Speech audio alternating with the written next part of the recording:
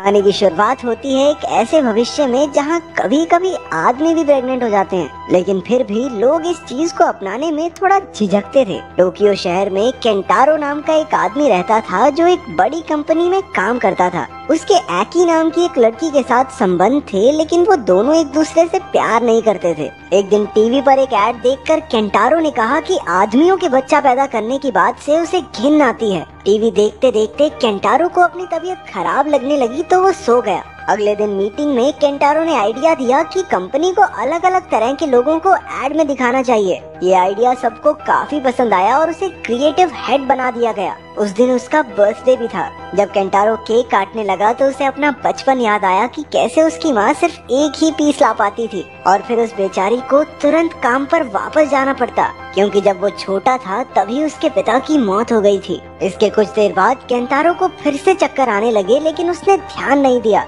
रात को उसकी माँ तोमोका ने उसे फोन करके विश किया। वो अब भी काम करती थी क्योंकि वो केंटारो पर बोझ नहीं बनना चाहती थी। अगले दिन केंटारो को फिर से चक्कर आए और वो हॉस्पिटल चला गया। जब डॉक्टर ने बताया कि वो प्रेग्नेंट है तो उसके होश ही उड़ गए। वो बिना कुछ सुने ही वहाँ से भाग निकला। बाद में उसने एक प्रेगनेंसी टेस्ट खरीदा और टेस्ट करने पर वो प्रेग्नेंट ही निकला। अगले दिन वो बिना किसी को बताए काम पर चला गया। मीटिंग में वो औरतों के बारे में बात कर रहे थे कि कैसे उन्हें बच्चों को दूध पिलाते हुए खुद को ढकना पड़ता है। तभी केंटारो की शर्ट पर भी 2 बूंदें आ गई और वो तुरंत बाथरूम में भागा। असल में प्रेजेंटेशन में मौजूद बच्चों के रोने की आवाज सुनकर उसके अंदर की माँ जाग रही थी।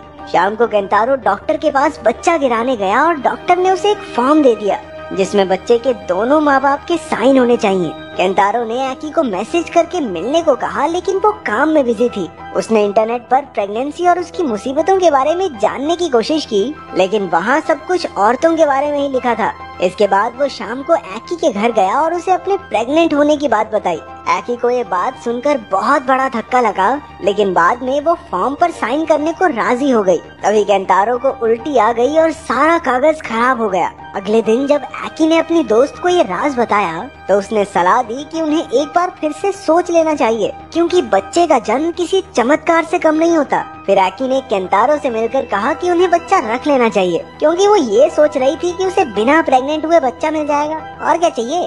केंटारो ने साफ मना कर दिया, क्योंकि बच्चे की वजह से उसकी जिंदगी बहुत खराब हो रही थी। आखिरकार एकी ने भी कागज पर साइन कर ही दिए। जब केंटारो काम पर पहुंचा तो उसके बॉस ने एक दूसरे आदमी को लीडर बना दिया था, क्योंकि केंटारो इतनी छुट्टियां ले रहा था कि उस पर भरोसा नहीं किया जा सकता। केंटारो अब बस इस बच्चे से छुटकारा पाना चाहता था। जब डॉक्टर ने उसे सर्जरी के लिए बुलाया तो एक नर्स ने उसे बताया कि बच्चा 12 हफ्तों का हो चुका है, इसलिए अब उसे शहर के ऑफिस से बच्चा गिराने की इजाजत लेनी होगी। लेकिन बाद में अल्ट्रासाउंड रिपोर्ट में बच्चे को देखकर उसका दिल पिघल गया। वहीं उसे मियाजी नाम का एक आदमी दिखा जो उसकी ही तरह प्रेग्नेंट था। मियाजी प्रेग्नेंट होकर काफी खुश था और केंटारो उसके परिवार से भी मिला।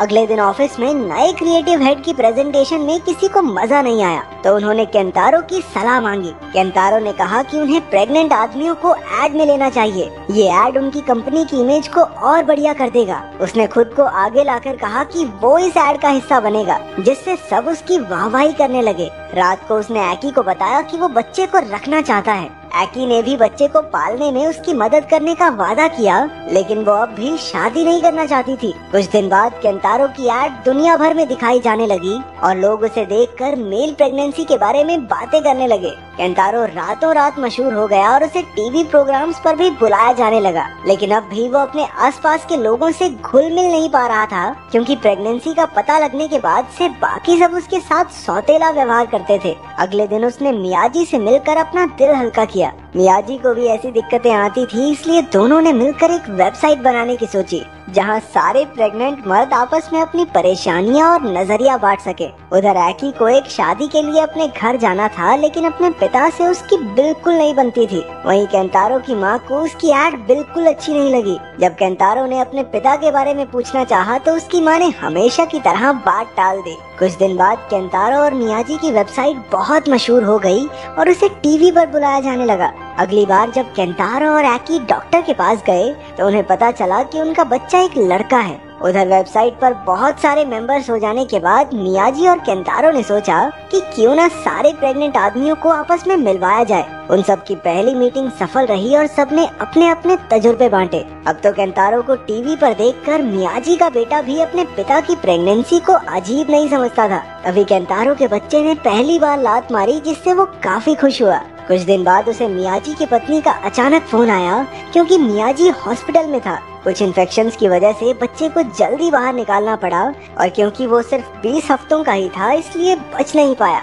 बातचीत के दौरान मियाजी की पत्नी ने कहा कि जो कुछ हुआ ठीक ही हुआ। दरअसल इस बात पर उनके बेटे को स्कूल में बच्चे चिढ़ाते थे, तेरा बाप प्रेग्नेंट है, और आस पड़ोस में भी कोई उनसे सीधे मुंह बात नहीं करता था। ये सुनकर एकी को लगा कि कहीं उनके बेटे के साथ भी ये सब तो नहीं होगा, लेकिन केंटारो ने उसे हौसला दिया कि वो अपने बेटे की पूरी तरह रक्षा करेगा, जैसे उसकी माँ ने उसकी की थी।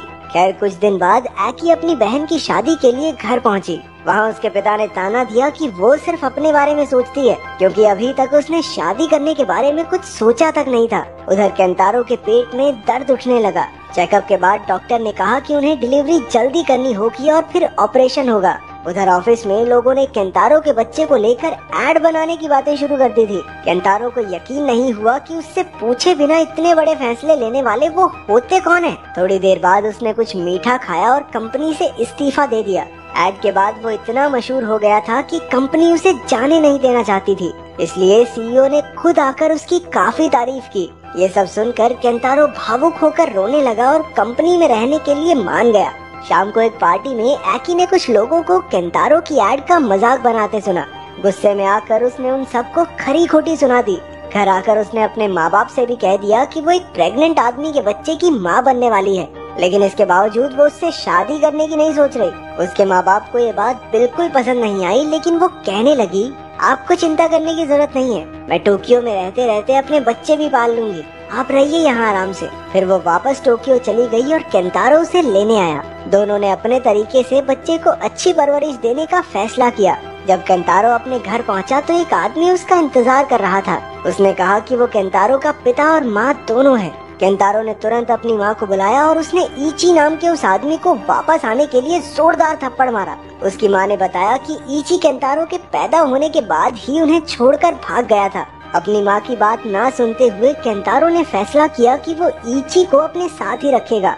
उसे ईची के कपड़ों में अपने जन्म की तस्वीर भी मिली। ईची ने उसे आदमियों की प्रेगनेंसी के लिए कुछ नई चीजें दिखाई जो केंटारो को भी काफी पसंद आई। इसके बाद केंटारो अपनी माँ से पूरी कहानी जानने गया। उसकी माँ ने बताया कि पुराने समय में प्रेग्नेंट आदमियों को छुपकर रहना पड़ता था, क्योंकि समाज में इस चीज को बहुत बुरा समझा जा रहा था। लोगों के ताने सुनकर वो इतना दुखी हो गया था कि घर से ही भाग गया।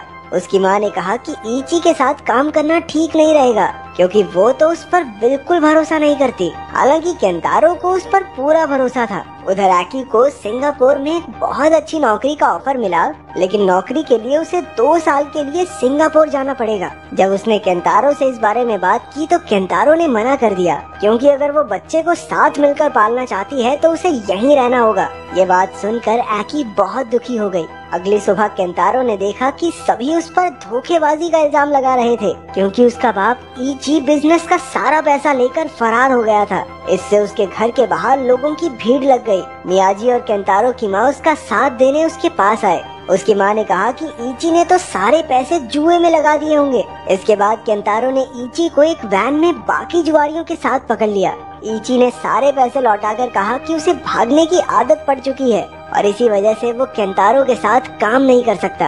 अगले दिन एकी ने कहा कि वो सिंगापुर जा रही है और थोड़े थोड़े टाइम बाद बच्चे की देखभाल के लिए आती रहेगी। ऑफिस में भी केंटारो को एड से निकालने की बात चल पड़ी। केंटारो ने एक प्रेस कॉन्फ्रेंस में अपने पिता की सारी बात बताकर कहा कि वो बेगुनाह है। लोगों के बुरे बर्ताव की वजह से ही उसका बाप ऐसा बना। जब वो वहाँ से जाने लगा तो वो बेहोश होकर जमीन पर गिर गया। एकी भी ये सब एयरपोर्ट से टीवी पर देख रही थी। केंतारो की खराब तबीयत देखकर वो सीधा हॉस्पिटल की ओर भागी। वहाँ पर केंतारो की माँ भी इची के साथ आ पहुँची। डिलीवरी का वक्त केंतारो के लिए काफी मुश्किल था, लेकिन दोनों बाप बेटा सही सलामत निकल आए। इची ने उनकी वैसी ही तस्वीर ली जैसी उन्होंने केंतारो के जन्म पर ली थी। कुछ समय बाद एकी और केंतारो साथ रहकर बच्चे को पालने लगे। केंतारो की कहानी हर जगह सुनी गई और लोग प्रेग्नेंट आदमियों की मदद के लिए सामने आए। अब लड़कियां प्रेग्नेंट आदमियों को ट्रेन में सीट देती थी। कुछ समय बाद केंतारो ने एकी को सिंगापुर जाकर अपने सपने पूरे करने को कहा। उसके जाने के बाद भी वो अक्सर अपने बेटे से मिलने आया करती। केंतारो को अपनी परवरिश पर नाज था। उसे यकीन था कि उसका बेटा एक दिन बहुत बड़ा